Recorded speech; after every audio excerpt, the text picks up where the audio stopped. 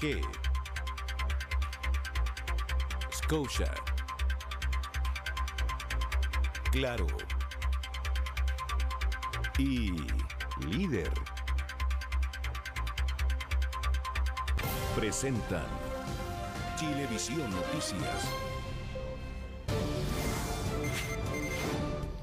Hola, ¿cómo están? Buenas noches. Comenzamos esta edición central de Chilevisión Noticias y CNN Chile en directo desde la Araucanía, porque en este primer día hábil del gobierno, 6 ministros van a viajar a la denominada macrozona sur, entre ellos la ministra del Interior, Isquia Siches. Ivo Goich está en Temuco y nos cuenta más detalles. Ivo, buenas noches.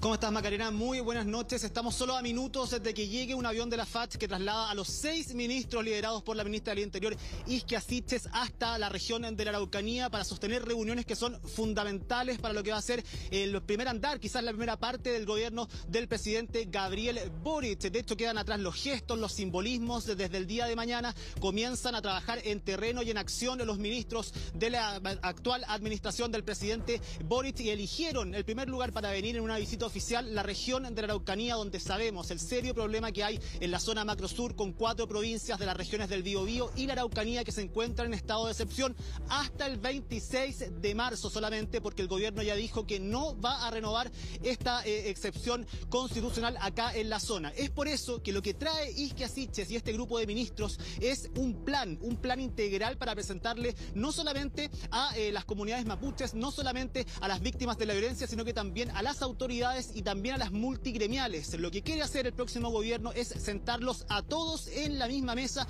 y poder comenzar a buscar soluciones para que retorne la paz social a un sector de nuestro país, la zona sur, que por supuesto ha vivido la violencia durante los últimos largos años ya y esperan cambiar la estrategia. Ellos dicen que el estado de excepción es excepcional y tenerlo desde octubre, por supuesto, ya deja de cumplir la función de excepcional, y es por eso que traen este plan para comenzar también a conversar y a convencer a los que quieren que siga el estado de excepción constitucional acá en la zona. Mañana muy temprano, Maca, la agenda de la ministra Siches se comienza a las 8 de la mañana junto a los 5 ministros que vinieron: Defensa, Salud, Educación, Desarrollo Social y por supuesto la ministra de Defensa, Maya Fernández, quien será la encargada de producir esta desescalada y lentamente, paulatinamente comenzar a retirar a las Fuerzas Armadas de las distintas zonas que se encuentran todavía bajo estado de excepción. Saben que no será fácil, saben que no pueden retirar a las Fuerzas Armadas de un día para otro, tienen 15 días para comenzar ya a gestar este nuevo plan de gobierno.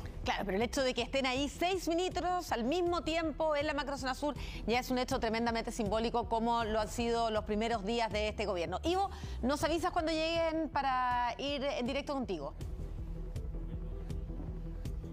21 a 15 horas, volvemos a conectar entonces. Ya, nos avisas y vamos a ir en directo entonces con esas imágenes. Como decíamos, es ya el hecho de que viajen ahí 6 ministros al mismo tiempo y que sea el primer viaje así masivo dentro del gobierno, tiene que ver justamente con los símbolos, pero también con el enorme desafío que tiene el presidente Boric. Lo dijo él en su primer discurso frente a la Plaza de la Constitución.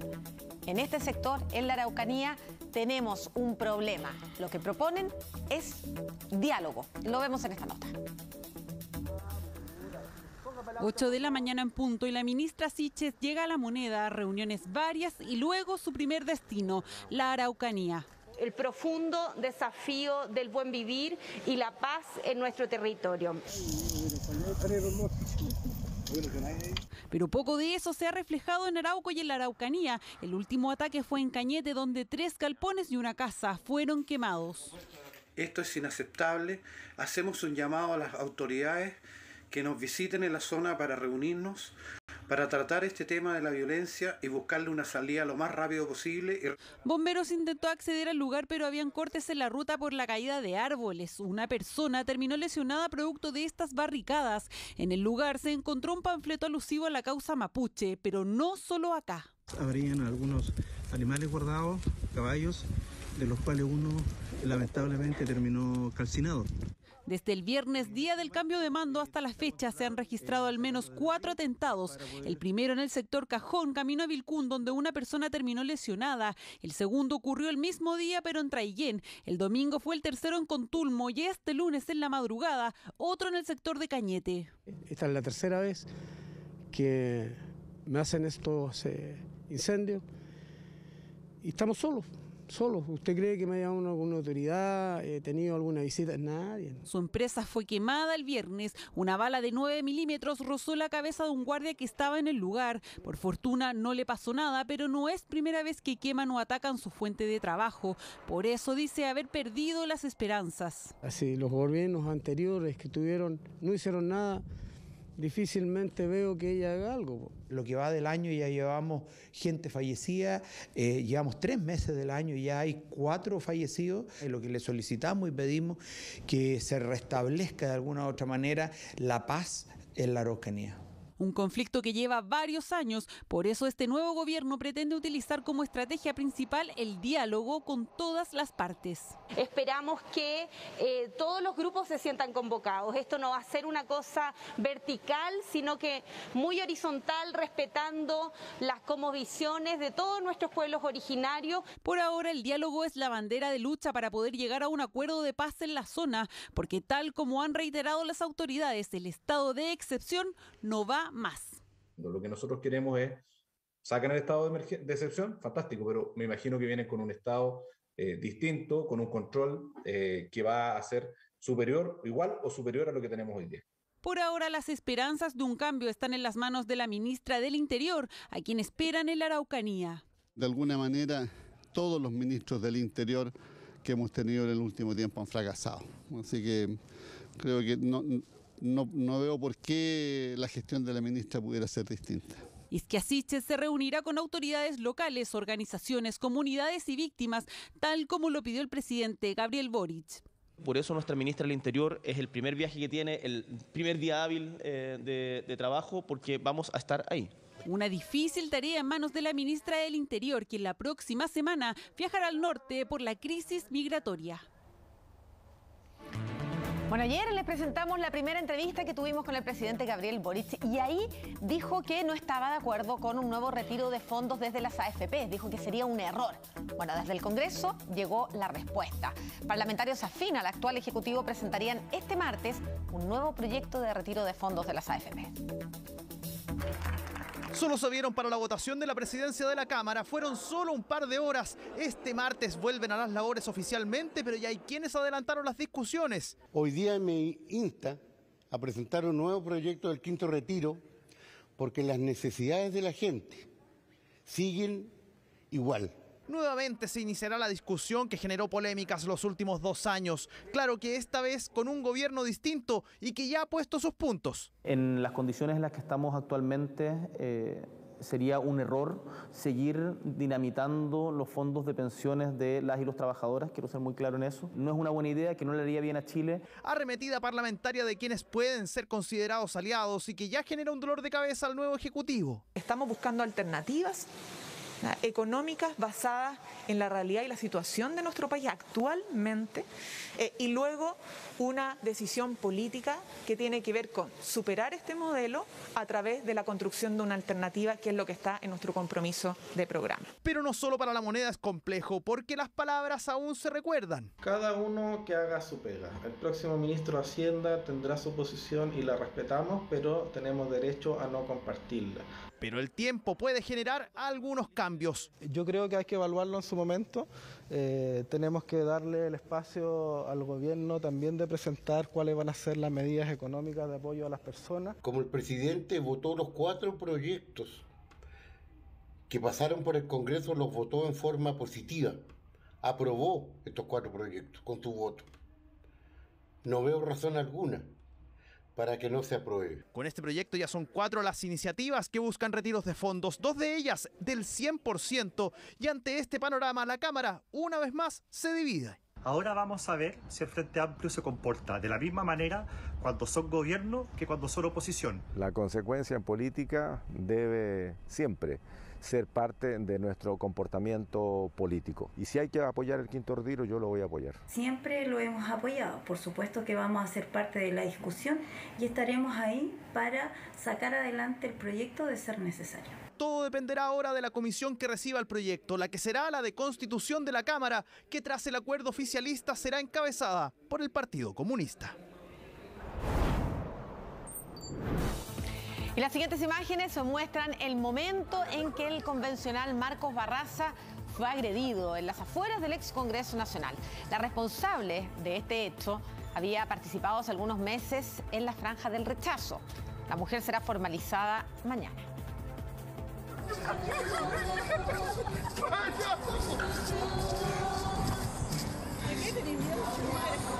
Fue perseguido, increpado y le cubrieron la cabeza a la fuerza con una bandera chilena.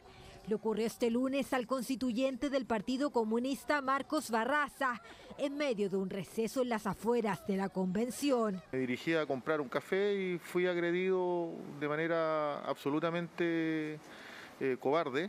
Se me amarreó, se me puso una bandera en la cara, se me trataba de empujar y no tiene justificación de ningún tipo. Las imágenes fueron grabadas por el constituyente Pedro Muñoz y se puede escuchar a un carabinero llamándole la atención por la agresión.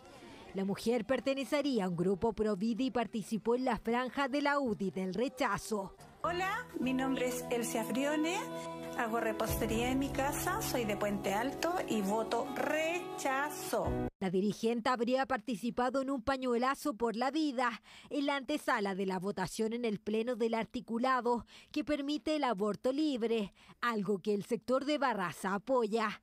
Convencionales de todos los sectores condenaron la agresión. Yo condeno totalmente la violencia sufrida por el convencional Barraza, porque nosotros siempre vamos a condenar la violencia, venga esta de donde venga. Fui testigo de esta agresión, manifestantes del rechazo y Provida que se encontraban afuera de la convención, lo persiguen, lo hostigan, lo insultan y lo agreden.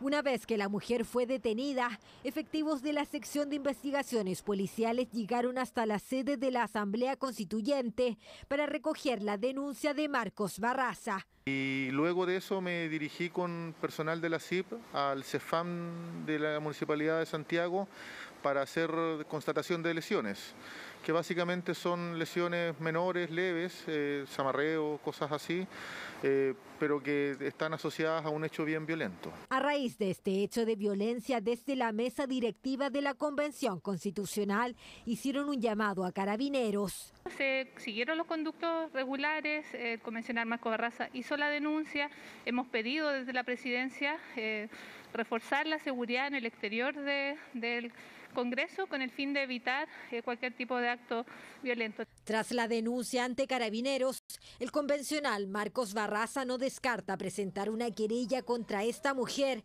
que lo agredió en plena vía pública. Mientras que Elsia Briones será formalizada este martes por el delito de lesiones leves. Comenzó el juicio en contra del cineasta Nicolás López, acusado de violación y abuso sexual reiterado. La Fiscalía, que buscará una pena de 15 años de cárcel, manifestó que se lograron recuperar más de 2.000 archivos que habían sido eliminados del teléfono celular del director. Su defensa, en tanto, insiste en su inocencia. Estoy muy tranquilo. No, acá voy a probar mi inocencia. Son las primeras impresiones de Nicolás López al salir de tribunales. El cineasta enfrentó la primera jornada del juicio en su contra, acusado de los delitos de violación, abuso sexual reiterado y ultraje público. ¿Tú estás tranquilo? ¿No te haces cargo de estas 5 víctimas? Extremadamente tranquilo. No soy un acosador, no soy un abusador. Soy absolutamente inocente. Eso ha insistido en reiteradas ocasiones el conocido director, que ahora está imputado por la Fiscalía, organismo que comenzó exponiendo sus argumentos con los que buscan respaldar las acusaciones que habrían ocurrido entre 2004 y 2016, afectando a 5 mujeres. Son 5 víctimas, pero más de 5 hechos, aproximadamente 8 hechos. López abusó de su condición, de su influencia, de su poder y también de la propia inexperiencia de las víctimas. Denuncias que se conocieron el año 2018 en un reportaje de la revista Sábado del Mercurio, el que reunió varios testimonios de supuestas víctimas. Según la abogada querellante, habría existido un comportamiento común de López con todas ellas. Juicio se revela un cierto modus operandi por parte del acusado, acercamiento a las víctimas a través de las redes sociales, oferta de papeles o participaciones en películas que él dirige, inclusión del alcohol en las relaciones para anular la voluntad de la víctima, conversaciones siempre sobresexualizadas. Acusaciones que desde el principio han sido cuestionadas por la defensa del director, que también apuntó sus dardos al trabajo periodístico que originó este escándalo y dio origen a la investigación del Ministerio Público un año después. Ellos se encontraban en una verdadera cruzada como equipo periodístico por encontrar al Harvey Weinstein chileno. Este equipo periodístico se autoimpuso el encontrar, como ya lo había hecho en otros ámbitos, a un equivalente en nuestro país. Afirman que se intentó generar un equivalente al caso de este reconocido exproductor de Hollywood que conmocionó al mundo y que terminó con él condenado por agresión sexual y violación. La Fiscalía, por su parte, asegura tener las pruebas que confirman la culpabilidad de López. Tenemos prueba material. Uno de los teléfonos del señor acusado se recuperan al menos 2.000 conversaciones eliminadas. Él lo entrega meses después de esta denuncia. 2.000 conversaciones que se eliminaron, ¿qué tienen que ver? ¿De qué se tratarían? La abogada les puede explicar. Uno de esos 2.000 audios correspondían a interacciones con la denunciante y que, al contrario, todas las interacciones que existían, ¿no es cierto?, mostraban hechos distintos y contrarios a aquellos que ellas denuncian, que no tenían ninguna connotación sexual. Archivos eliminados puestos en tela de juicio en el comienzo del proceso, que podría extenderse hasta el 8 de abril con más de 50 testigos, 6 peritos y la revisión de cerca de 30 documentos. Una instancia donde el Ministerio Público pedirá una pena de 15 años de cárcel. ¿Ha conversado con sus abogadas en relación a su derecho a guardar silencio o a declarar? Sí. ¿Y qué ha decidido? Que voy a guardar silencio. Va a guardar silencio. Muy bien. El cineasta optó por no declarar, pero estará presente de manera telemática en las próximas jornadas, donde su defensa buscará la absolución de los graves delitos que se le imputan. En su primer día como ministra de Salud, María Begoña Yarza anunció un nuevo plan de gobernanza de la pandemia. El ministerio va a crear una comisión nacional de expertos y un comité interministerial liderado por el presidente Gabriel Boric. Además, extenderán la alerta sanitaria por COVID-19 por 3 meses más.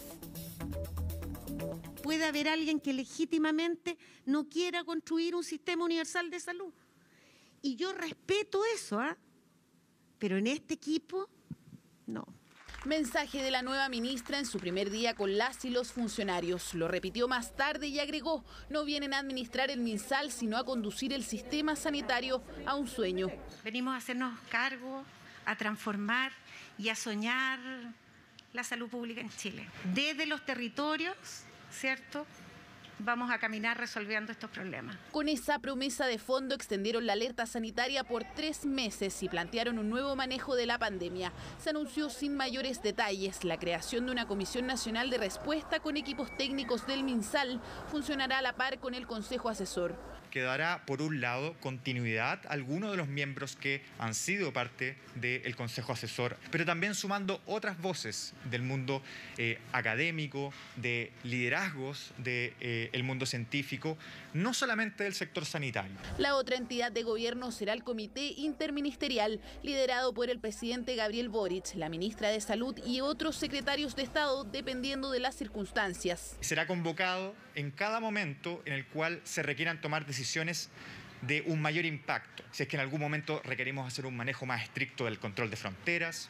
si tenemos que implementar ante la amenaza de una nueva variante. Por ahora el MinSal asegura que ya trabajan en 2 áreas, protocolos para colegios y un plan de salud mental. Lo que sugerimos a la autoridad fue que para liderar del aforo estuviera la exigencia de tener un cierto nivel de inmunización por aula y no el promedio nacional. Nosotros hemos venido también con este mandato de hacernos cargo, de darle una respuesta y de cuidar a los que cuidan. Y es por eso que anunciaremos próximamente un plan para la salud mental de las y los trabajadores. Esta nueva Comisión Nacional se reunirá en las próximas semanas. Aún se desconocen sus integrantes, de quienes dependerán eventuales cambios al plan paso a paso, aforos en colegios y la vacunación.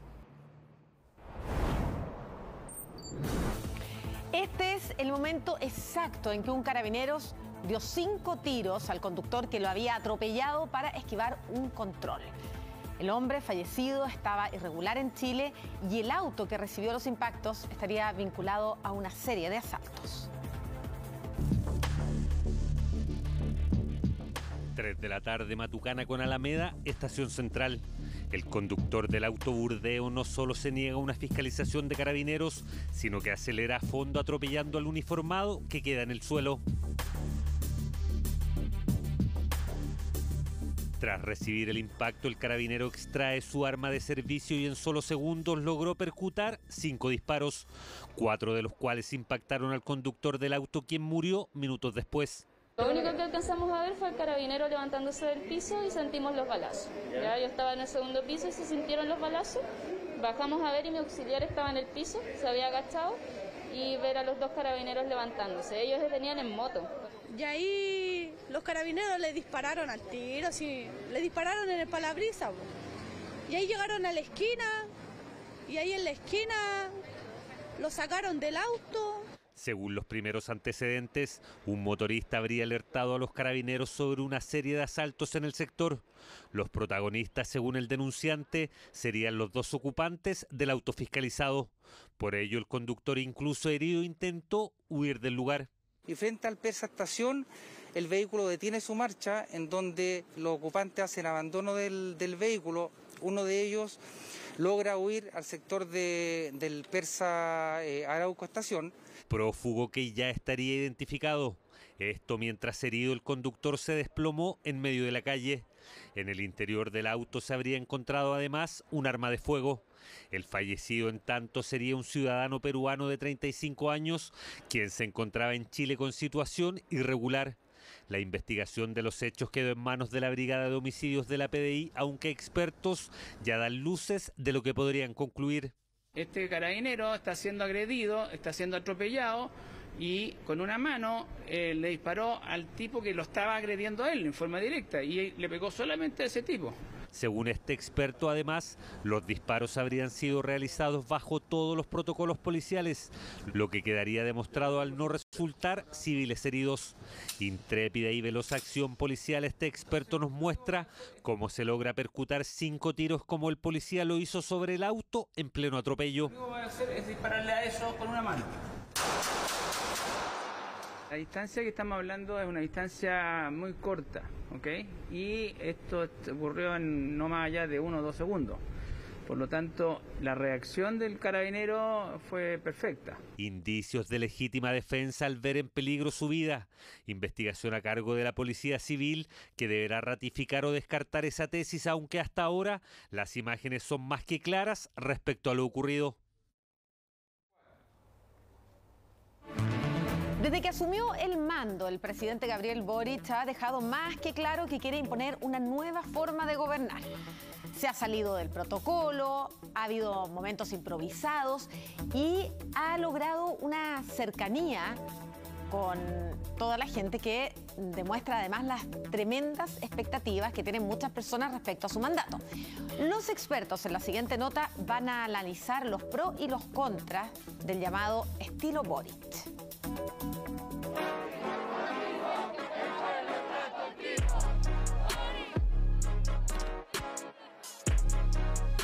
De hecho, estamos practicando la vuelta. La vuelta, el giro. El giro. No, no lo voy a hacer ahí, todavía no lo practico. Es que el presidente lo hace perfecto.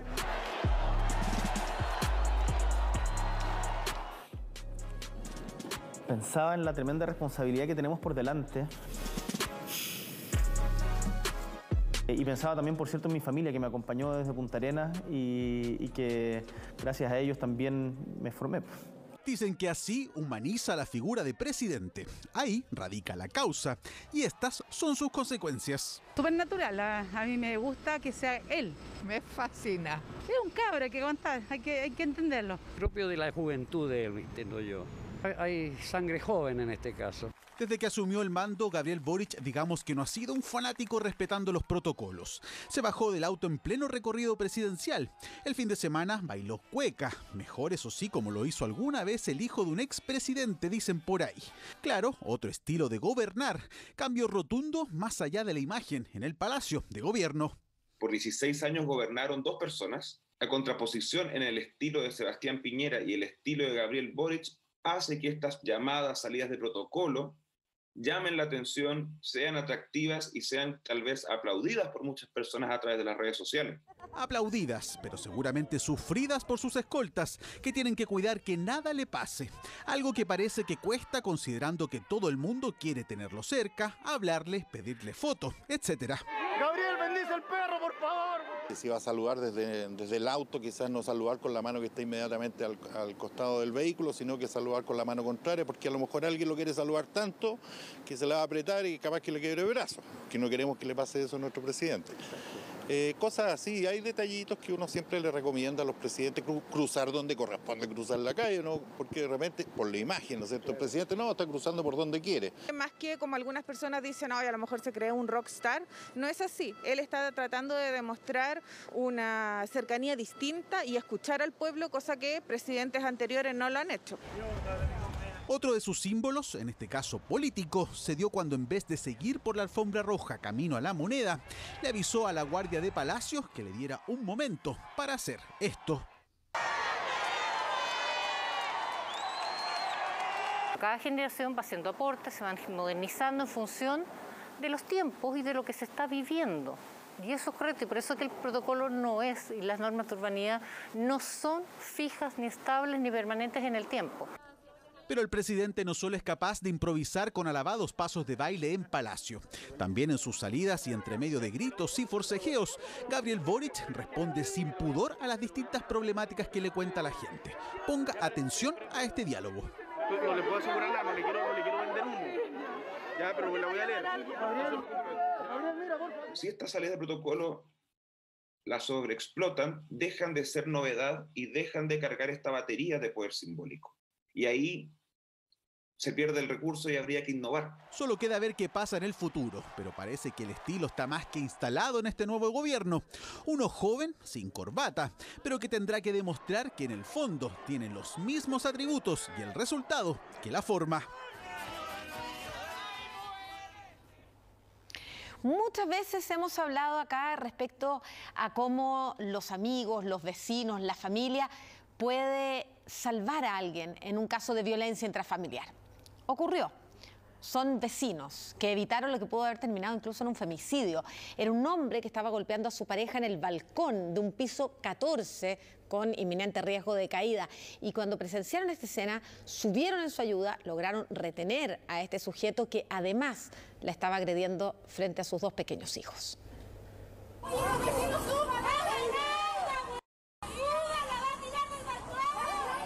Así los vecinos dieron la primera alerta en este condominio de la comuna de La Granja.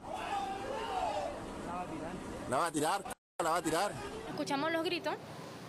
Yo por lo menos me asomé al balcón y vi que toda la gente estaba viendo hacia arriba. El griterío del frente fue el que nos dio el aviso a todos en verdad de que estaba pasando algo. El compadre la tenía colgando del balcón.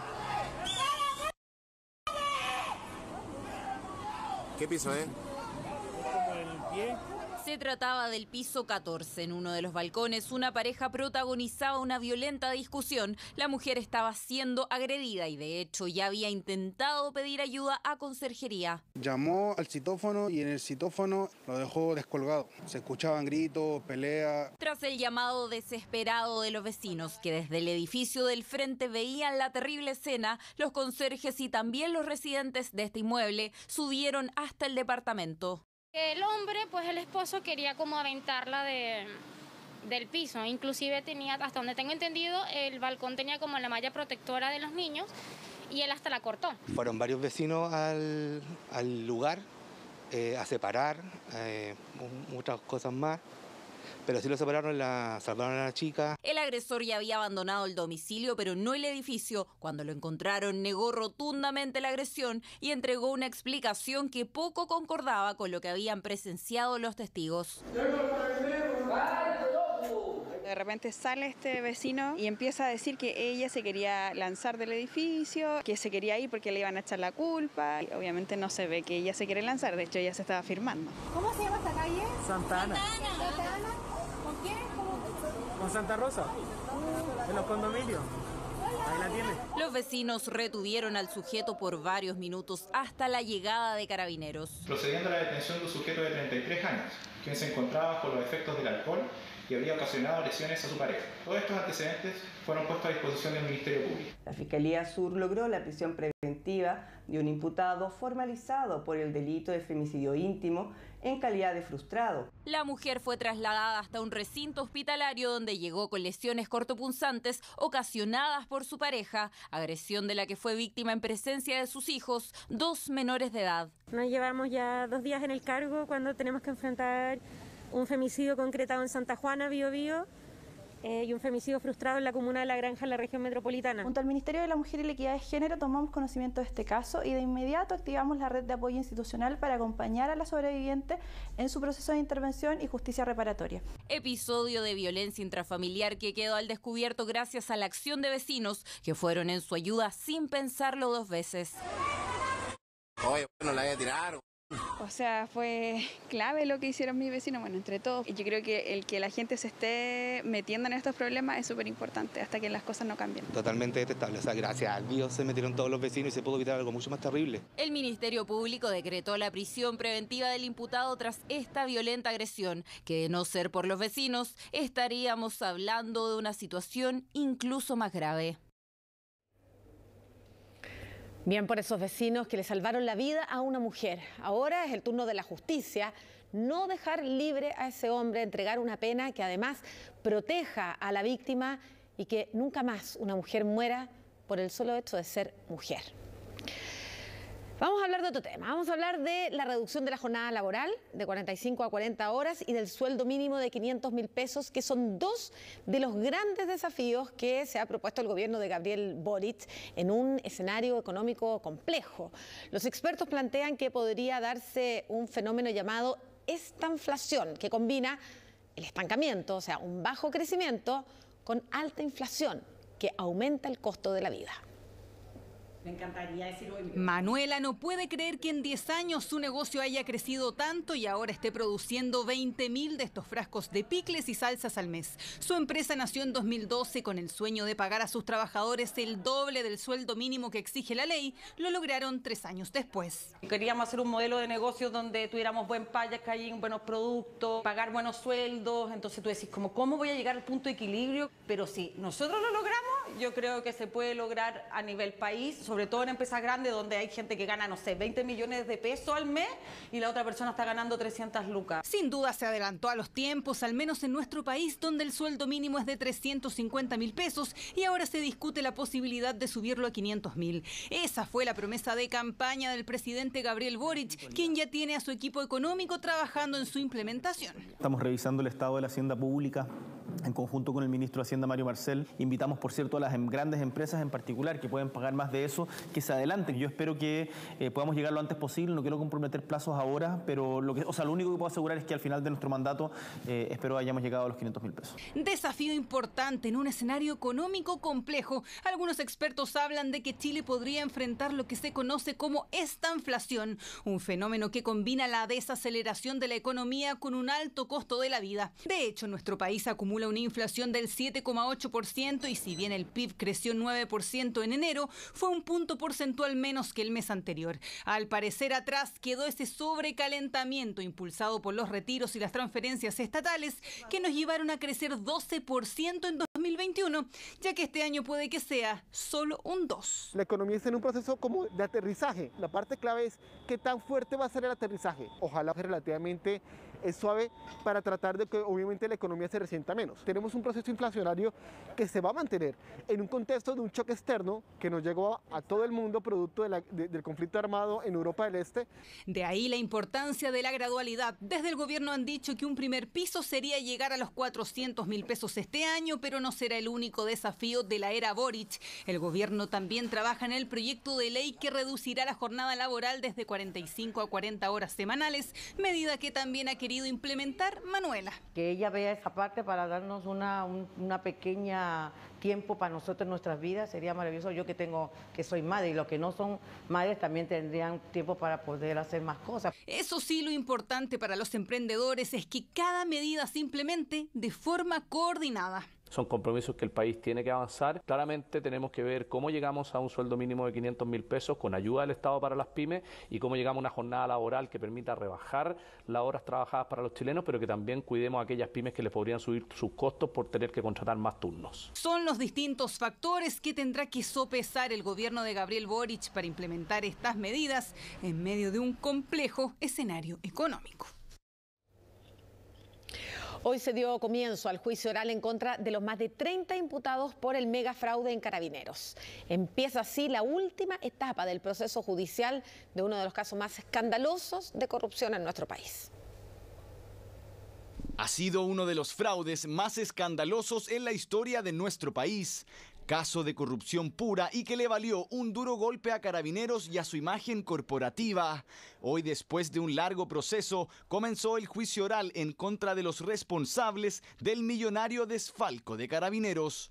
La organización criminal consistió en la realización de maniobras y actos de sustracción de caudales públicos desde cuentas institucionales de Carabineros de Chile. Corría el año 2017 y el entonces general director Bruno Villalobos admitía que había antecedentes de un importante desvío de fondos públicos en la institución. Se destapaba así uno de los escándalos de corrupción más grandes contra el Estado por funcionarios del mismo.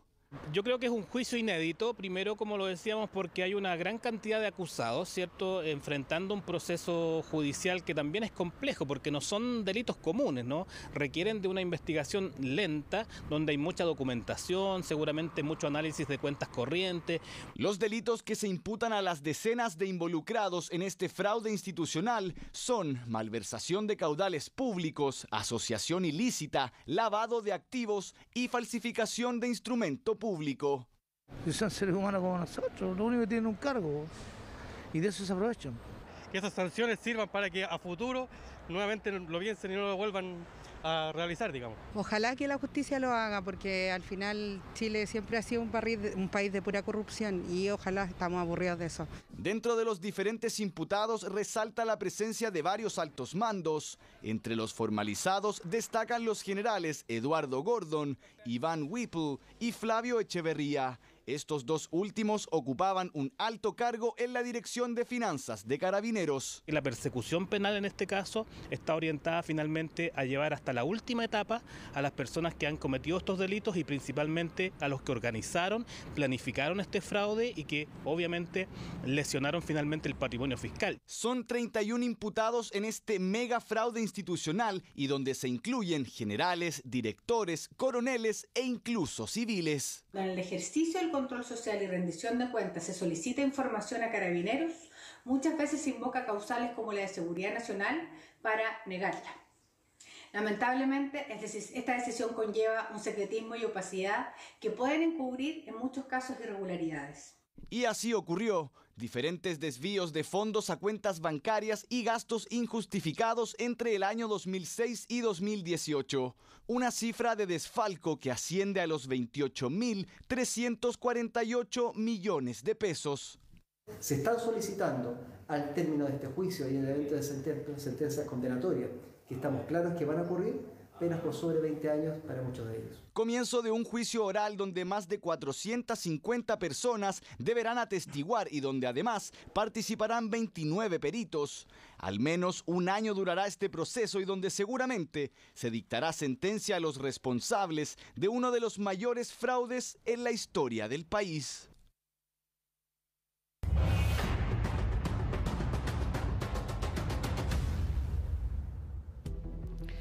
Nuevos ataques con misiles y bombardeos están causando impacto en el mundo entero. Vamos a ir a Ucrania, está Rafael Cavada nuevamente con nosotros. Rafa, hola, buenas noches.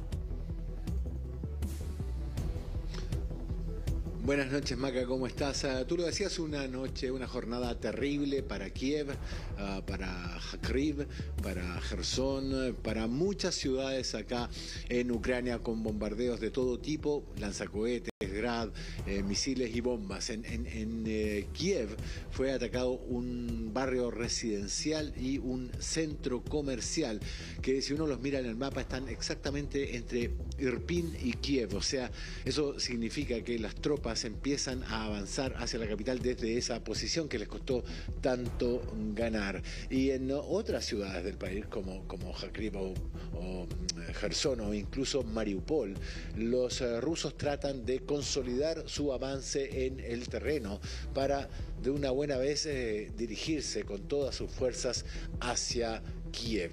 Por lo demás, empieza una nueva ronda de negociaciones. Los invito a ver la nota al respecto.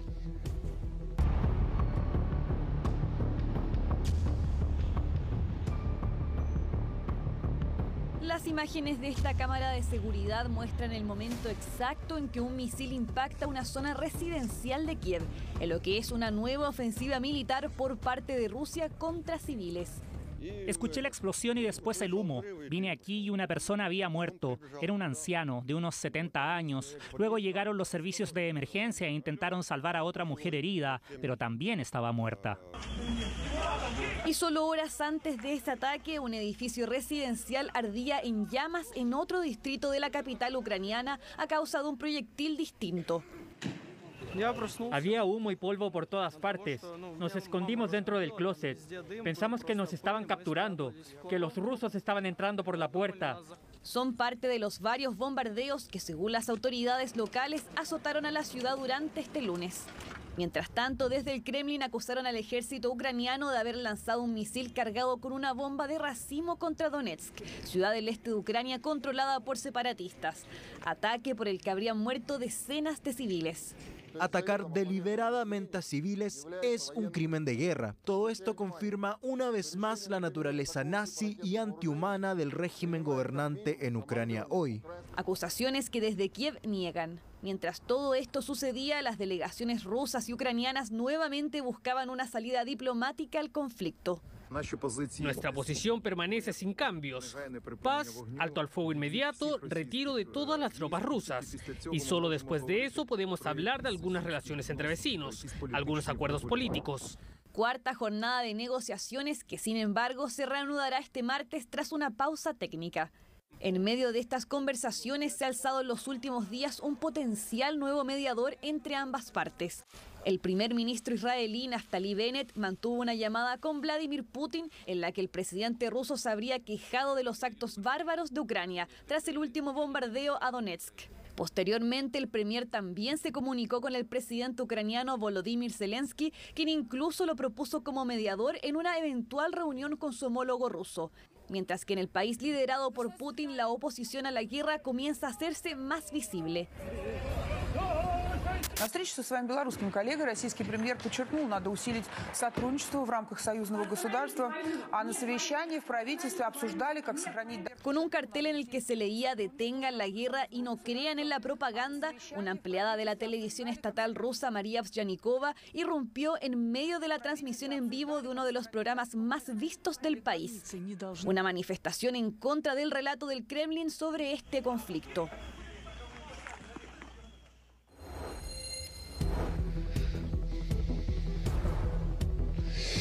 Mientras tanto, acá en Lviv, una enorme cantidad de refugiados sigue llegando para buscar salida hacia principalmente Polonia.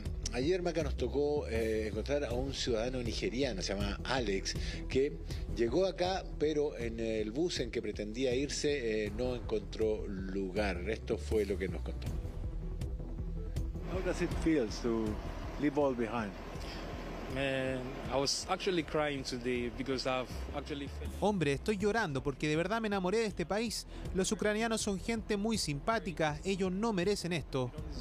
Honestamente, desde mi punto de vista, ellos no lo merecen. Yo de verdad extraño Kiev, esa es mi ciudad, ¿entiendes? Es mi ciudad, me tomó un tiempo llegar aquí. Antes de tomar la decisión de dejar la ciudad, me tomó un tiempo porque crecí atado a esta ciudad. De verdad amo aquí. took me a while because I've grown attached to the city, so I really love here.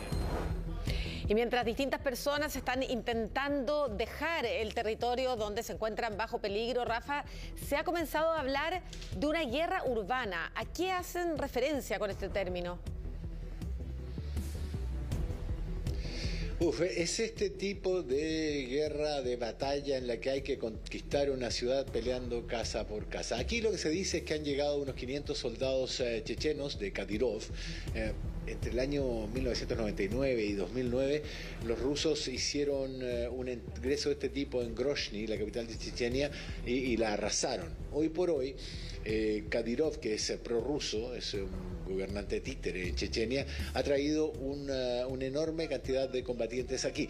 Se sabe que ellos tienen mucha experiencia en el combate urbano, pero defendiéndolo, no atacándolo. Y acá se trata de avanzar calle por calle, edificio por edificio, casa por casa, y es por eso que los ucranianos están tan deseosos de conseguir los Javelin, jabalina, estos misiles antitanque, porque el combate casa por casa se hace con infantería y con tanques. Y cuando tú tienes ese tipo de misiles, simplemente puedes terminar con los tanques y empezar a combatir contra la infantería. Y además queda la otra incógnita, es que por qué Rusia no ha usado todo su poder aéreo, que le serviría de mucho en este escenario. Pero por lo pronto van a tener que entrar en lugares como Irpin, como este barrio residencial de Kiev, combatiendo casa por casa, y ese es un escenario bastante problemático, porque significa gran derramamiento de sangre, poco avance, muchas bajas.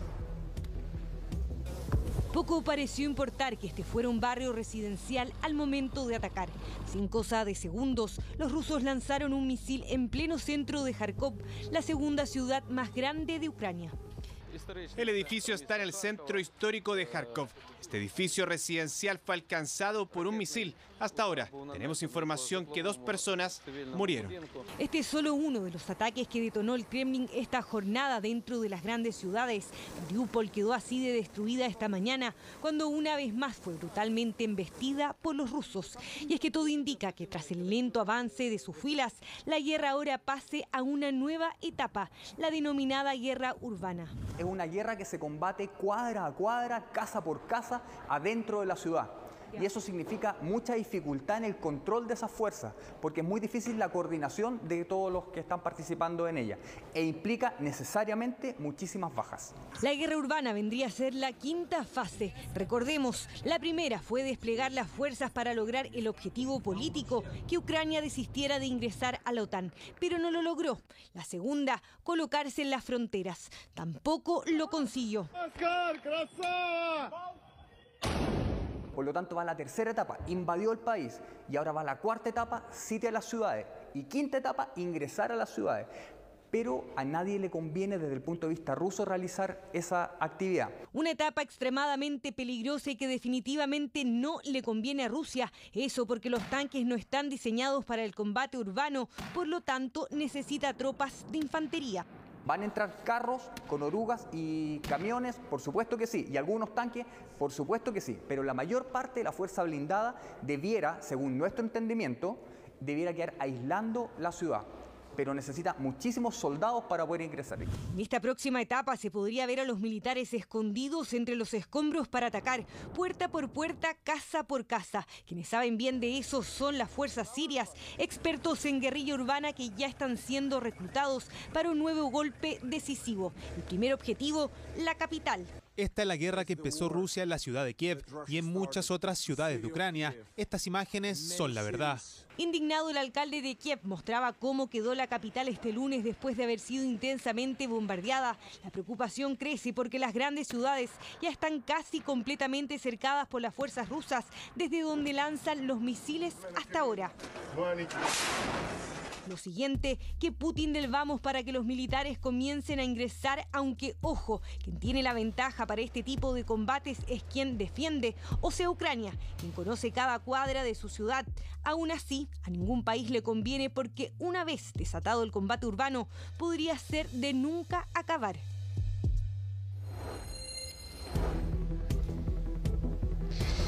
Ahí lo veían ustedes, una guerra con morteros, ametralladores, tanques, muy estilo Segunda Guerra Mundial, y con un agravante, que es que mientras eso ocurre, las protestas, el desencanto de esta guerra en Rusia y contra Vladimir Putin aumenta, Maca. Muchas gracias, Rafa, por tu trabajo. Que tengas buenas noches, que descanses y nos vemos mañana. Muchas gracias, Maca. Buenas noches.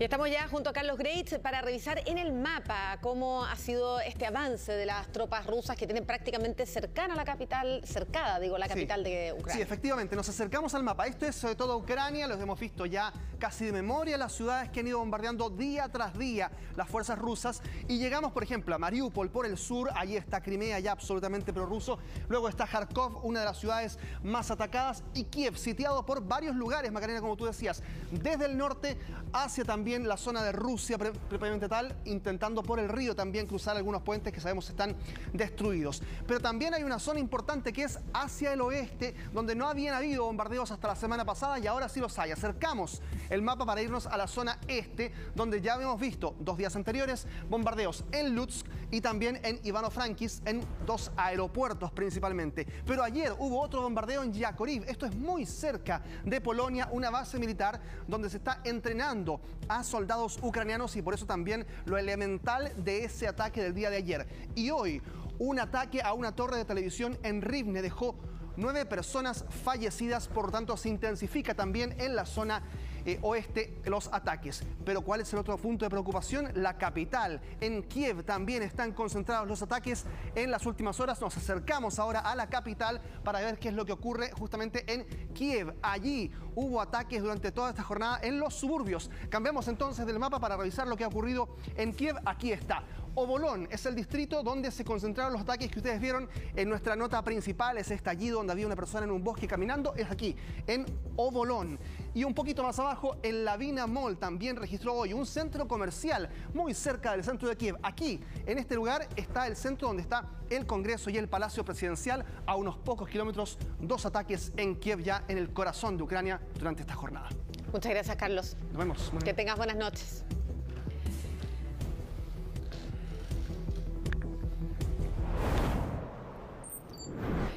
Volvemos a nuestro país para hablar de una compleja situación que están enfrentando los vecinos que viven alrededor del Santuario Nacional de Maipú. Se quejan de los constantes ruidos molestos por las campanas del lugar, pero es una situación que afecta principalmente a niños que tienen trastorno del espectro autista, que asisten a un colegio que justamente es vecino de este templo.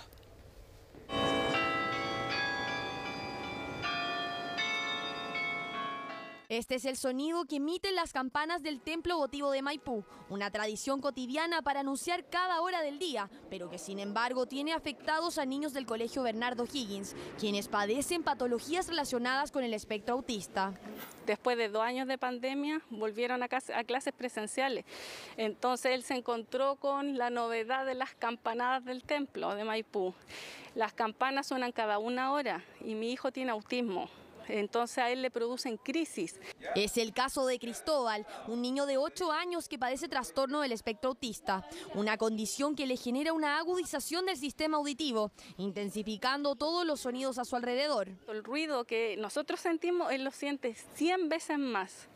Entonces él le causa dolor, es como que te estuvieran pellizcando todo el rato. Para entender lo que siente y escucha, observe esta campaña realizada por la Sociedad Británica con Autismo, lanzada hace unos años para entender de qué manera el ruido afecta a estos niños. Una condición que dificulta la vida escolar, en este caso presentando crisis en las salas de clase. Lloraba, su lagrimita, se salían lágrimas y no sabíamos qué hacer. Entonces ahí lo contuvimos, lo apoyamos y ya le empezamos a poner los audífonos. Una situación que ha sido mediada en compañía de su profesora y compañeros. Suena la alarma y le pongo los audífonos. Los niños también están habilitados con el tema de las campanas. Entonces ellos también saben que tienen que ayudarme con el tema de los audífonos. A mí se me olvida. Especialistas afirman que el espectro autista debe ser tratado con atención y con mucho tacto. El autismo trae asociados problemas sensoriales que pueden afectar a los diferentes tipos de canales, como son el visual, el táctil y en este caso auditivo, donde hay una hiperacusia y hay un déficit en la regulación de la entrada acústica. en donde hay un problema de la integración sensorial. Atendida la problemática, la Iglesia informó esta tarde una importante decisión. La Nacional de Maipú ha determinado suspender el funcionamiento del carillón basado en la necesidad de los niños que padecen de TEA y también en apoyo a la comunidad. Desconocíamos totalmente la situación vivida y se va a estudiar completamente el funcionamiento futuro. Una decisión que sin duda agradece a Ana María y que espera se mantenga en el tiempo por el beneficio de su hijo y otros niños. Hacemos una pausa en las noticias y luego les contamos que fue detenido el heredero del grupo que estafaba al momento de cambiar dólares en el centro. Ya volvemos, espérenos. En marzo con Scotia todo estará bien. Está presentando Chilevisión. Líder.cl lo tiene y a precios aún más bajos. Está presentando Chilevisión Noticias. Ya estamos de regreso cuando faltan 4 minutos para las 10 de la noche y queremos recordarles que estamos autorizados para transmitir programas para mayores de 18 años.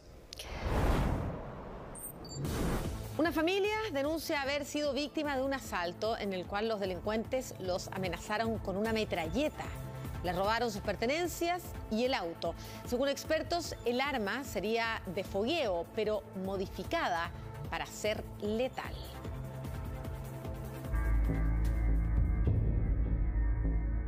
Siento cuando lo acorralan aquí en la puerta de mi casa, 7:30 más o menos, fueron cosas de segundo en realidad. Que si no entregaban todo le iban a disparar. Eso fue lo que le gritó el más chico. A plena luz del día y en menos de un minuto, las víctimas iban camino al trabajo cuando 4 delincuentes armados les realizaron un asalto. Uno de ellos llamó la atención por el armamento. Bajaron 3 individuos con revólver, metralleta y les quitaron los bolsos y el vehículo inmediatamente. Rapidito y se dieron a la fuga. Dirección hacia la carretera. No conozco la marca de las armas, pero cuando yo le mostré de qué porte era a mi marido, al otro, y me dijeron que no era un arma común y corriente, que era muy grande, era un tipo así como metralleta, pero eso se lo tenían apuntado a mi hija aquí al pecho. Y no solo a ella, las 3 personas intimidadas fueron apuntadas con un arma. Además del auto, les robaron todas sus pertenencias. Y como no, se estaban siendo apuntados con un arma muy similar a una Uzi, una potente arma de guerra automática.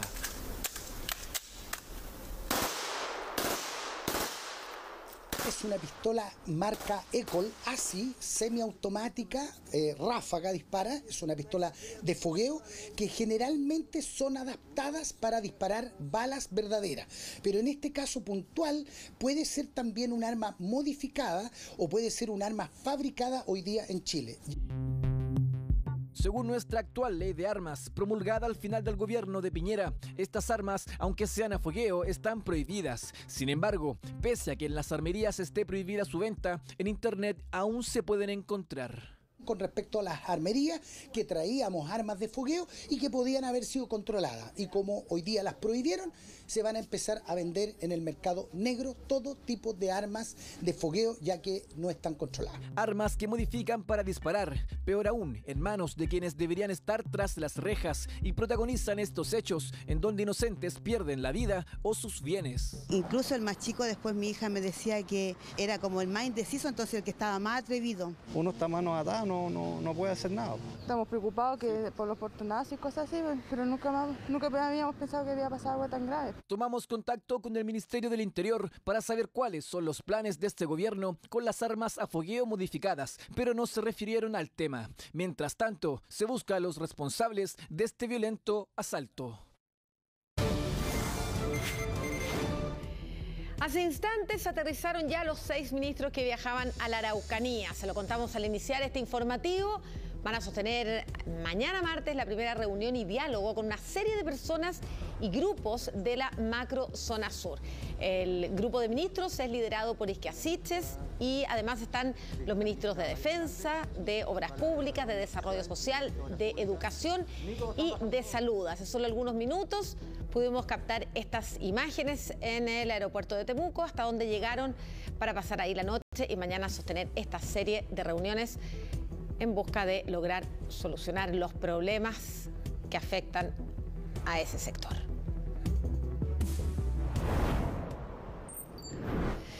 Hay preocupación en las autoridades y en los expertos por el deterioro que estaría experimentando el icónico árbol que escaló el presidente Gabriel Boric durante su campaña presidencial. Yo estuve en Punta Arenas, les cuento que había fila de turistas para subirse al árbol. Bueno, la recomendación de ahora en adelante es no subirse. Ya, compañera. Ya, voy, compañera, vamos. Vamos. Este es el emblemático árbol de la campaña de Gabriel Boric, el actual presidente de Chile, que con el paso del tiempo se transformó en un atractivo turístico y en un símbolo de festejos en Punta Arenas. El problema es que expertos advierten del deterioro y el daño interno del árbol, que se ha provocado porque las personas se suben en él.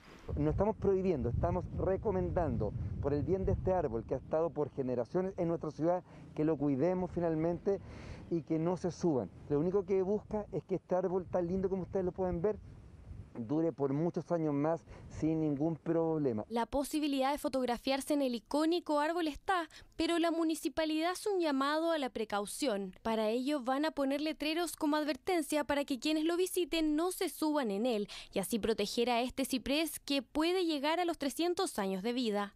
Van a empezar a dañar ese árbol y tendría que ser parejo para todos los arbolitos protegerlo. Está bien porque a veces a la gente hay que informarle, no respeta nada el medio ambiente, falta crear más conciencia. El hecho de que se suban mucho al pobre árbol, creo que van a terminar matándolo, entonces me parece súper bien que piensen en el cuidado del arbolito. Además de esta medida, la Municipalidad de Punta Arenas solicitó un informe a un ingeniero forestal donde explica el daño interno que se está produciendo en el árbol. En este contexto, ¿qué puede pasar a largo plazo si las personas continúan subiendo? Si muchas personas se suben, va generando o agravando ese daño previo. Si esto es muy frecuente y el árbol tiene la madera un poco debilitada, producto del daño interno, por supuesto que lo va rompiendo poco a poco. Más que nada tiene que ver con la frecuencia con que se sube y la cantidad de gente y el peso que deben soportar esas ramas. El llamado es a no subirse para evitar una situación riesgosa y prevenir un daño irreversible para que sus visitantes puedan disfrutar de este atractivo turístico. MG Sub Family, espacio para todas las familias. Y tu celular nuevo está en los Red Days. Están presentando Chilevisión Noticias. Seguimos con las noticias para contarles que Benjamín Vicuña, Susana Jiménez y otros grandes famosos llegaron a la alfombra azul de Paramount Plus en Argentina. Un evento donde se anunciaron los grandes estrenos de la temporada en esta plataforma de streaming. Ítalo Zúñiga está en Buenos Aires y conversó con ellos. Hola muchachos, sí, estoy en los estudios de Paramount en Argentina, donde se está realizando el foro Paramount Plus, anunciando todos los grandes estrenos que va a tener esta plataforma de streaming durante esta temporada. Y hay un estreno en particular muy especial, es la serie El Primero de Nosotros, protagonizada por Benjamín Vicuña, y que, atención, una sorpresa para ustedes, el primer capítulo de esta serie se va a estrenar en Chilevisión el próximo lunes 21 de marzo. Conversamos con Benjamín Vicuña durante esta tarde sobre este estreno y esto es parte de lo que nos comentó. El Primero de Nosotros habla sobre nosotros, justamente es un grupo de amigos que se ven enfrentados a la enfermedad de uno de ellos y cómo este grupo de amigos ya sobre los 40 empiezan a revisar sus propias vidas, a generar también una red de contención, de cariño, de solidaridad. Y nada, es un dramedy, es un género que habla sobre un drama, pero con elementos de comedia, de cómo van pasando esta situación y cómo efectivamente al correr el contratiempo, el reloj, todos toman sentido de la vida, empiezan a hacer las cosas que siempre quisieron, empiezan a vivir las historias de amor que eran sus pendientes. Una tremenda sorpresa, el lunes 21 vamos a estrenar un programa que se llama Paramount Plus Presenta. La idea de este programa es que vamos a poner el primer episodio de El Primero de Nosotros, que es una serie protagonizada por Benjamín Vicuña, para que la gente después pueda seguir viendo la serie en Paramount Plus. Entonces el episodio 1, después de Doctor Milagro, el lunes 21, en Paramount Plus Presenta, en Chilevisión, en las pantallas de Chilevisión.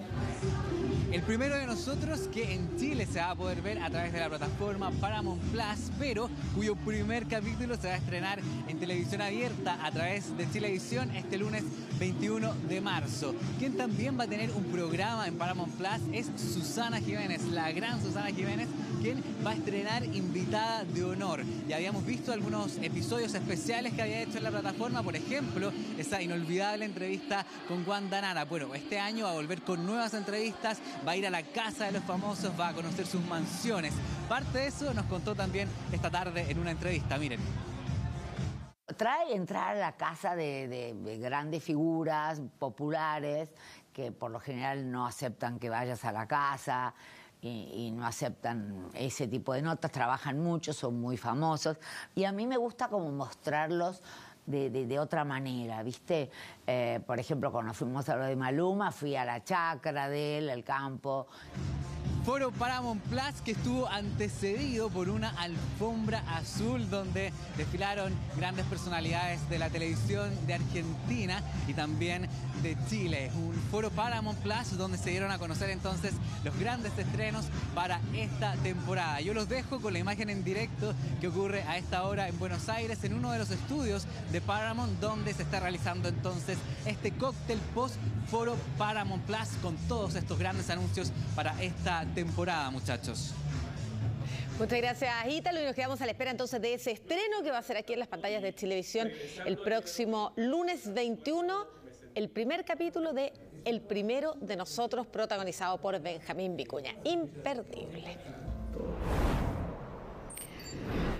Bueno, ya estamos en pleno marzo y volvieron los tacos con todo, pero este año muchos han dicho que el atochamiento vehicular es nunca antes visto. Salimos a tomar el pulso de las mañanas en pleno horario punta y los resultados de cuánto han aumentado los tiempos de viaje son impresionantes. Lo vemos en la siguiente nota.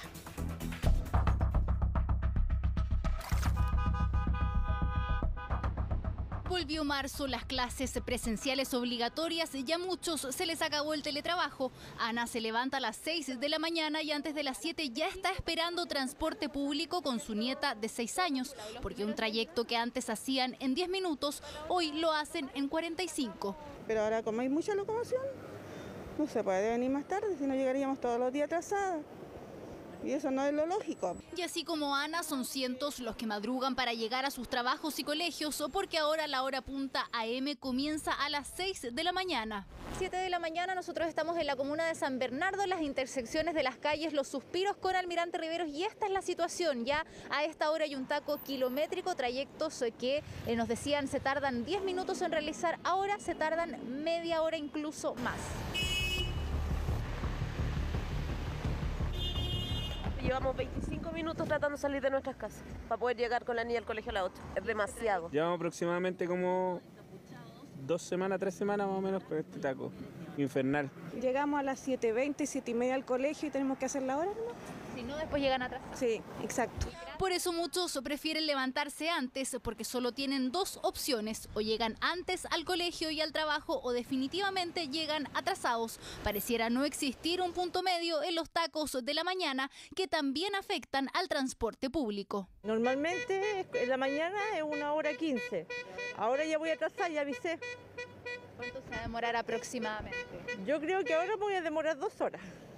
Porque la micro todavía está estancada. Ya son las 8 de la mañana, la hora avanza y el taco solamente crece. Vamos a ver cuánto nos demoramos en salir por Almirante Riveros acá en San Bernardo hasta el final. Desde Almirante Riveros hasta Diagonal Oriente hay 800 metros que, si se recorren a 50 kilómetros por hora, velocidad máxima permitida en la ciudad, nos demoraríamos menos de 1 minuto en recorrerlo. Cuando hay taco, la situación cambia drásticamente. Acabamos de salir del taco y en un trayecto de 800 metros nos demoramos 17 minutos. En el sector oriente la situación no es diferente. El atochamiento vehicular en arterias principales como Avenida Santa María se mantiene incluso hasta pasadas las 9 de la mañana. Vengo de las 7 de la mañana. Y ya son las 8:52. Y me demoro 20 minutos de la Panamericana Norte. Todos los días. ¿Y ahora? 2 horas. Es increíble. De Maturana con San Pablo, acá me he demorado 35 minutos, incluso un poco más. ¿Y antes cuánto se demoraba en este trayecto? Este trayecto fácil se hace en 15 minutos. Hay una congestión muy grande y en todos lados. Tiene toda la razón, porque el flujo de vehículos particulares aumentó en casi un 26%, esto comparado con la segunda semana de marzo del 2020, cuando aún existía presencialidad en las escuelas y trabajos, mucho antes de las cuarentenas.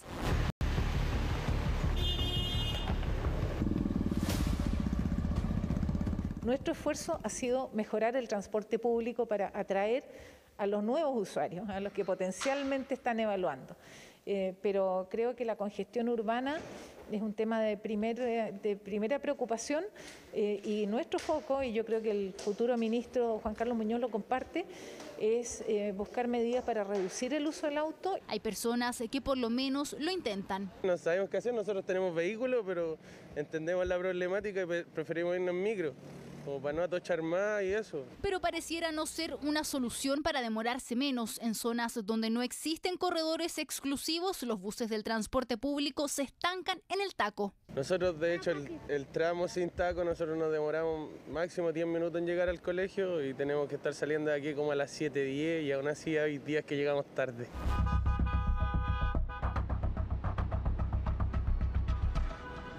Lo curioso es que si observamos los flujos vehiculares del horario punta de la tarde, estos aumentaron solo en un 7%, cifra distante al explosivo aumento de la mañana.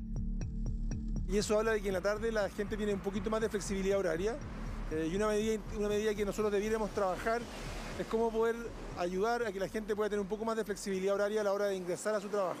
Entonces, los desafíos para el nuevo ministro de Transportes están claros. Intentar que más personas como Diego dejen el auto y opten por el transporte público. Un desafío aún mayor es asegurar que ese cambio será sinónimo de menos tiempo de viaje. Y ahí es donde nosotros estamos estamos diseñando soluciones que nos permitan poder mejorar el nivel de servicio que el transporte público va a tener.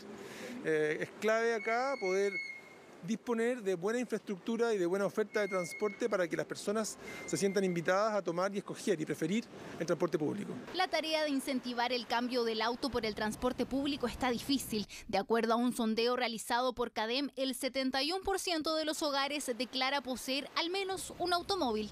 La situación se complica aún más cuando un 30% de las personas prevé comprar un auto este año. O sea, la circulación de vehículos en las calles podría seguir aumentando. De varias formas se podría abordar. Por un lado, creo que como personas tenemos que hacernos responsables de lo que implica salir en auto solo.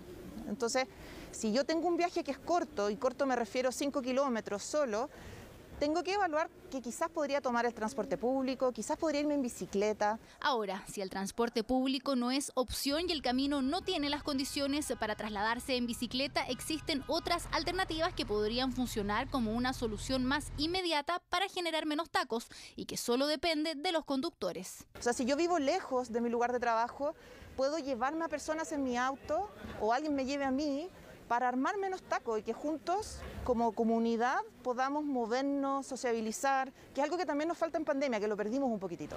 Algo así como Hoy por ti y Mañana por mí. Iniciativas que podrían surgir desde la ciudadanía mientras las autoridades y el nuevo gobierno buscan solución a los interminables tacos del horario punta de la mañana.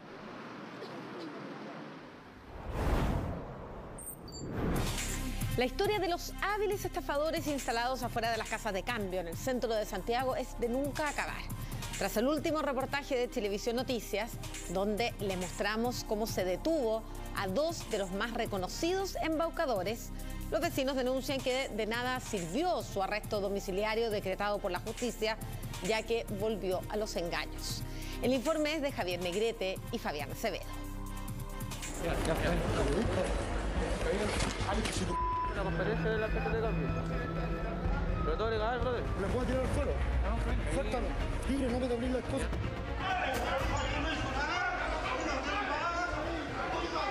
Dicen que las segundas partes nunca son las mejores, pero lo que está sucediendo en el centro de Santiago amerita una saga, con personajes ya probablemente conocidos por todos, con un guión que ni siquiera raya en la definición de una burla, sino que simplemente lo es.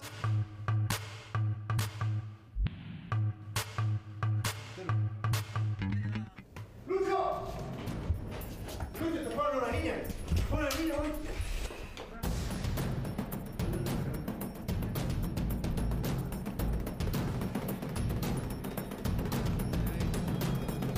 Ellos estaban allá afuera, de hecho cuando yo entré habían 4 guardias, yo buenos días y entramos al edificio, al ascensor y subimos, pues después fue que me dijo. ¿Cuánto tiempo demoró en contar ese dinero?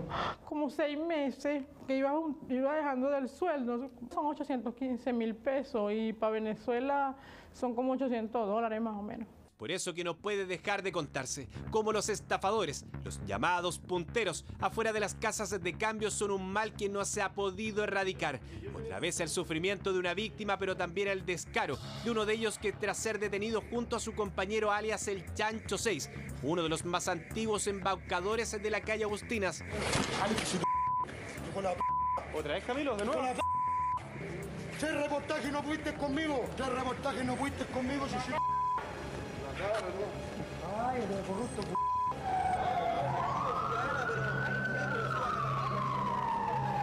Habría retornado a lo que mejor sabe hacer, pese a ser exhibido solo hace un par de semanas en uno de nuestros reportajes y que la justicia decretara que mientras la fiscalía indagaba su participación en el que era su último delito, debía permanecer en arresto domiciliario total, pero nada de aquello estaría ocurriendo. Esta cámara de seguridad denuncian que así lo delataría.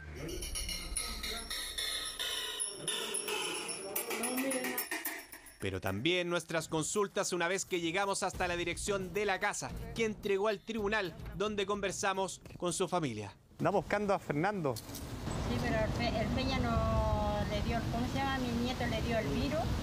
Ah, está con COVID. Sí, entonces lo trasladaron para el centro, lo trasladaron para allá. ¿Ha venido Carabinero a visitarlo? Sí, sí viene, siempre me digo que no se encuentra él.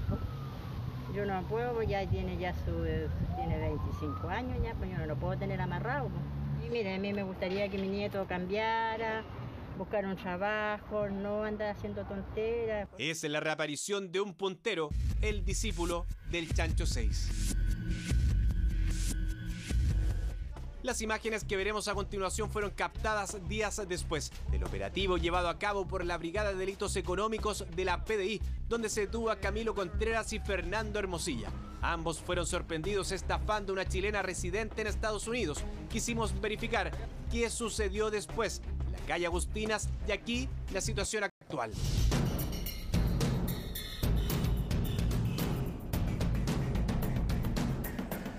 Lo primero que divisamos es que ya han ganado terreno. Otros punteros ofreciendo un falso cambio de divisa a un mejor precio. Está la banda de los Piqui Dollars, aquellos que con características gorras buscan a quien embaucar. Mientras captamos estas imágenes, nuestro equipo es alertado de una mujer venezolana que acaba de perder su dinero. ¡Lucho! ¡Lucho, te fueron una niña! ¡Fue una niña, güey!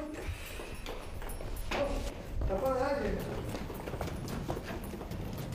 Rápidamente nos trasladamos hasta la comunidad de Edificio Pacífico, donde la víctima luego nos revela cómo fue y qué pasó durante el trayecto que terminó con el robo de su dinero. Sube el guardia y me dice, mire, la estafaron, salieron corriendo por la escala. Claro, ellos se metieron por una oficina y yo me quedé esperando. Ofrecieron la tasa 8.15. ¿Y tú venías de por allá? Claro, yo fui hasta la otra esquina. Por este pasaje nos fuimos. Él me decía que si yo vendía siempre, yo le dije que no, que yo reunía para mandar para la casa, ¿verdad? Para Venezuela. Entonces me dijo, nosotros tenemos una oficina y hacemos buen precio. Me entrega esta calculadora para que saquen la cuenta, que eran 815.000 pesos. Ingresó al edificio ubicado en la calle Huérfanos, hasta la supuesta oficina acompañada de este hombre, otro histórico puntero del sector. Jamás dice que vio este cartel en la recepción que dice que no se deje estafar, ya que en el edificio no se cambian dólares, porque tal como ha sucedido en otras ocasiones, estos ladrones lo giran. En el ascensor tampoco pudo ver este otro aviso, y aquí es donde viene la aparición estelar, cuando este supuesto ejecutivo de esta casa de cambio se junta en pleno pasillo con quien dice ser el jefe, que es nada más y nada menos que... Él está con arresto domiciliario. Y mira, ese es el chico que agarraron el otro día. El Feñita, que estaría quebrantando la medida cautelar que la última vez le otorgaron, la prohibición total de salir de su casa. El que está ahí, ese, está con arresto domiciliario. Estas son las escaleras por donde los punteros escapan tras estafar a su víctima. Tienen 3 vías de escape, 2 por huérfanos y 1 por bandera. Usted se preguntará, ¿dónde está la víctima en este momento? Pues esperando por un dinero que nunca regresará. No, y que, o sea, ¿cómo denuncian? Lo que me dijeron que estos señores se la pasan aquí todos los días estafando, es lo único que me dijeron. Pues yo los voy a casar porque a mí no se me olvida la cara. A mí la cara no se me olvida, de verdad que no. Estos reyes del engaño huyeron con el dinero. Tras la presencia de nuestro equipo fue el administrador del edificio quien decidió salir a conversar con la afectada. Afirma que la presencia de los punteros es simplemente algo que no se ha podido combatir.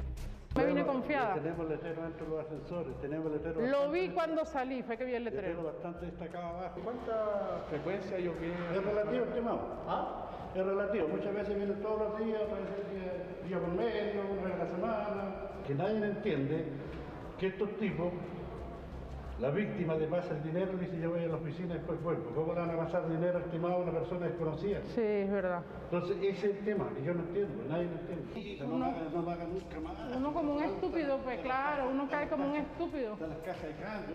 Y es que ni siquiera prestarles atención pareciera la mejor recomendación, cuando lo que aquí se aprecia es que enfrentar a la justicia para ellos es un trámite más. Si el Peñita se atrevió a volver a sus andanzas es porque sabe de las bajas penas y poco temor tiene a que lo vuelvan a detener. Actualmente cuenta con antecedentes penales por portar elementos para cometer delitos, robo en lugar no habitado y ser autor de estafas y otras defraudaciones de manera reiterada y tiene 2 causas penales en curso. Pero eso no es lo que más sorprende. Tras la última captura, su compañero Camilo Contreras quedó en prisión preventiva, al ser considerado un peligro para la seguridad de la sociedad, sirviendo como argumento del Ministerio Público sus incumplimientos de medidas cautelares. El Feñita llegó al tribunal en una situación muy parecida, incumpliendo ya un arresto domiciliario, y la decisión del juez que tomó aquella audiencia fue dejarlo con la misma medida cautelar. Lo enviaron otra vez a su casa. Según el abogado Mauricio Duche, quien fue secretario del equipo técnico que redactó los proyectos de ley que integran la reforma procesal penal, estaríamos frente a uno de los puntos ciegos del actual sistema judicial. El legislador establece que el incumplimiento de estas medidas cautelares es un criterio muy importante que el juez debe considerar para, ¿cierto?, decretar la prisión preventiva porque configuraría un peligro para la seguridad de la sociedad. Pero esto pasa por conocer esta información. Y un defecto que muchas veces tiene el sistema es que no ha establecido un sistema de control de estas medidas cautelares suficientemente riguroso que permita tener esta información en tiempo. Por tanto, muchas veces se produce que gente que no está cumpliendo la medida cautelar, el sistema no sabe que no lo hizo y por tanto se produce una situación en donde se aprovecha, por así decirlo, de esta incapacidad institucional.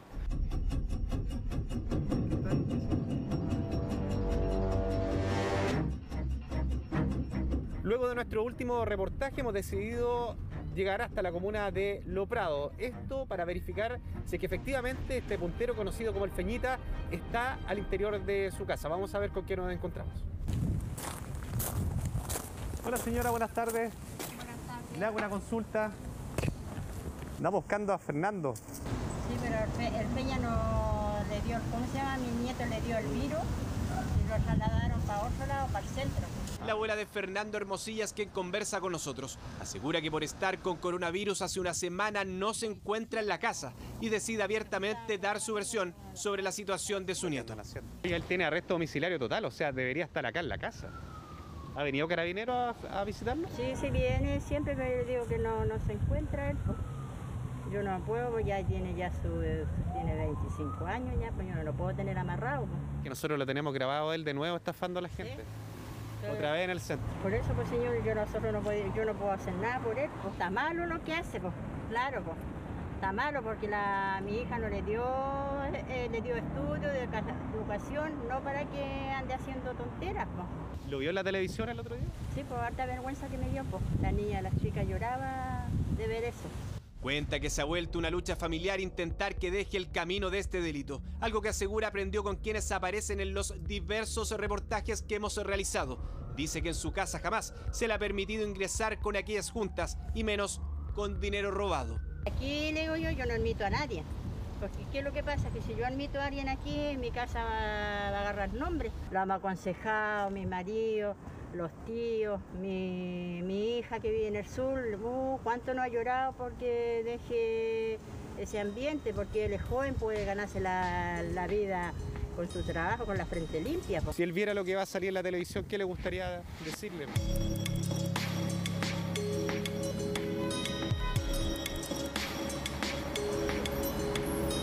Que cambiara, pues.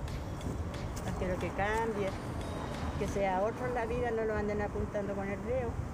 Lamentablemente no cambia. Decide correr el riesgo y tras esta denuncia, esto es lo que podría suceder con este puntero.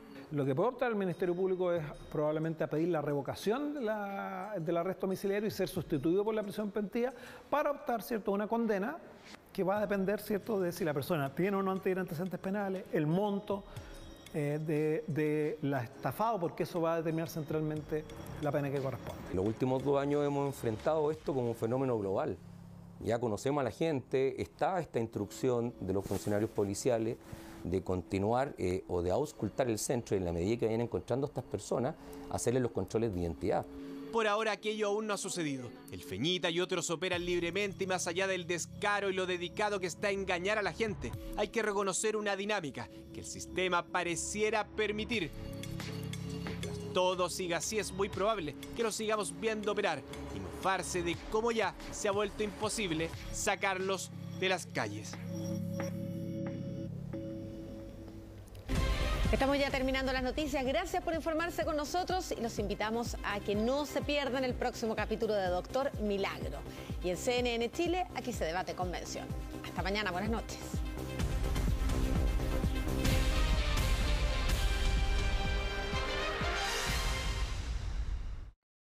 MG, Scotia, Claro y Líder presentaron Chilevisión Noticias.